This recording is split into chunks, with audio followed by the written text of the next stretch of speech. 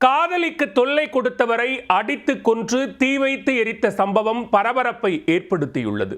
கொலை வழக்கில் கைது செய்யப்பட்ட காதல் ஜோடி வாக்குமூலத்தில் கூறியிருப்பது என்ன?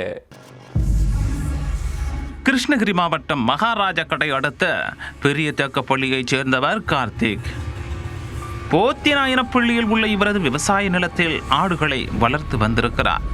கடந்த 2ஆம் தேதி இரவு போத்திநாயனப்பள்ளிக்கு சென்ற கார்த்திக் அங்குள்ள கொட்டகையில் உறங்கி உள்ளார்.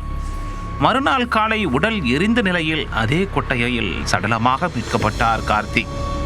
தகவல் அறிந்து வந்த மகாராஜகடை போலீசார் கார்த்திக்கின் உடலை மீட்டு நடத்திய விசாரணையில் அவர் அடித்து கொலை செய்யப்பட்டு தீ வைத்து எரிக்கப்பட்டது தெரிய வந்தது.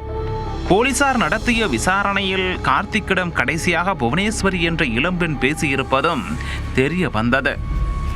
கிருஷ்ணகிரி மாவட்டம் படையூரைச் சேர்ந்த 22 வயதான புவனேஸ்வரியை பிடித்து விசாரித்ததில் அவரும் அவரது காதலர் தினேஷ்குமாரும் சேர்ந்து கார்த்திக்கை கொலை செய்திருப்பது தெரிய வந்தது. பெங்களூருவில் உள்ள ஒரு தனியார் மருந்தகத்தில் சேல்ஸ் ரெப்பாக தினேஷ்குமார் பணிபுரிகிறார். தினேஷ்குமாரும் புவனேஸ்வரியும் கடந்த ஓராண்டாக காதலித்து வருகின்றனர்.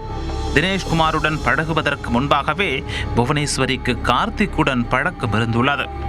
கார்த்திக்கிற்கு ஏற்கனவே திருமணமாகி மனைவி மற்றும் 2 குழந்தைகள் இருக்கும் நிலையில் அதை மறைத்து புவனேஸ்வரியுடனும் பழகி இருக்கிறார்.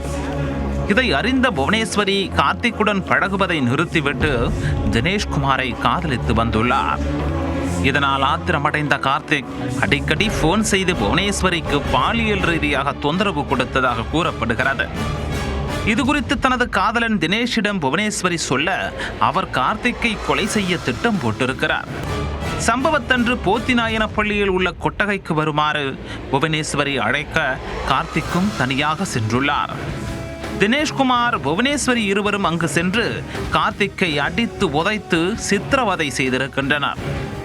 2 மணி நேர சித்திரவதைக்கு பின்னர் அவரது தலையில் இரும்பு ராடால் அடித்து கொலை செய்திருக்கின்றனர். பின்னர் அங்கு இருந்த வைக்கோலை கார்த்திக்கின் உடல் மீது பரப்பி பெட்ரோல் ஊற்றி தீ வைத்திருப்பது போலீசாரின் விசாரணையில் தெரிய வந்தது. கொலை செய்த தினேஷ்குமார் மற்றும் கொலைக்கு உடந்தையாக இருந்த அவரது காதலி புவனேஸ்வரி ஆகிய இருவரையும் மகாராஜகடை போலீசார் கைது செய்து சிறையில் அடைத்தனர்.